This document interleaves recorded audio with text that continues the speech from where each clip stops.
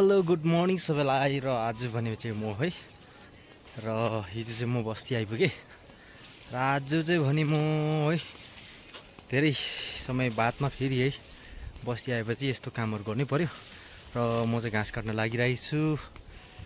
डोको हेर्दै हुन्छ है। अब मेरो घाँस काट्ने चाहिँ अब यो बाटोहरू निकै घाँसहरूले पुरिसकेको रहेछ है। यो बारी हो, हेर्नुहोस्। यो चाहिँ सिबी यस्तो फल्नु भर्खर फुल्नु सुरु भइरहेको रहेछ र चाहिँ म चाहिँ अब घरकै छेउमा यहाँ घाँस काट्न लागिरहेको छु है साथीहरू। र कति मिनटमा चाहिँ घाँसको भारी पुऱ्याउनु रहेछ हेर्दै जानुहोस्। यस्तै छ, बस्तीमा आएपछि यस्तो कामहरू गर्नै पर्छ है। पहिले गरेर गएको हो।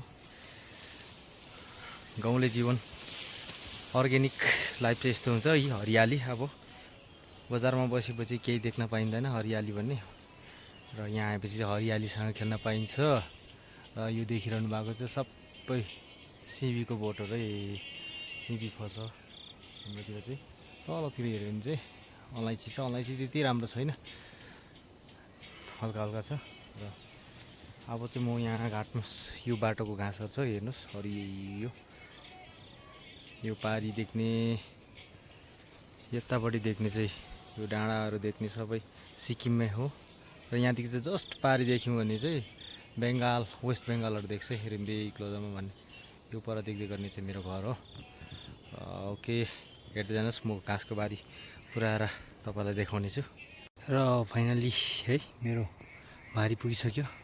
र अघि यहाँ हरियाली देख्दै थियो, यो घाँसहरू मैले चिल्लै बनाइसकेको छु है। र अब चाहिँ म घाँस बोकेर लाग्दैछु। यसरी बारी बोक्नुपर्छ साथी हो। घाँसको बारी साह्रै ठुलो त भएन, तर मजाले खाँदिएको छ है। बाटो चिल्लै बनायो र झन्डै हाफ एन आवर जस्तो लाग्यो बारी पुऱ्याउनु चाहिँ। ओके, 2 टाइमको लागि चाहिँ घाँस बारी काटिसक्यो है। आजको मर्निङ वक फिनिस्ड।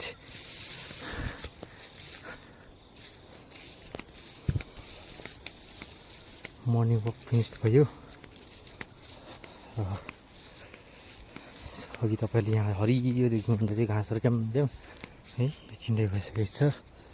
र साथसाथै मेरो आजको मर्निङ वक पनि यही खतम।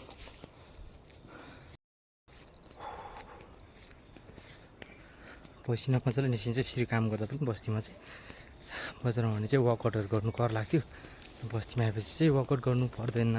र सबैलाई है ह्याप्पी बडा दसैँ भन्दै यो भिडियोलाई राख्दछु।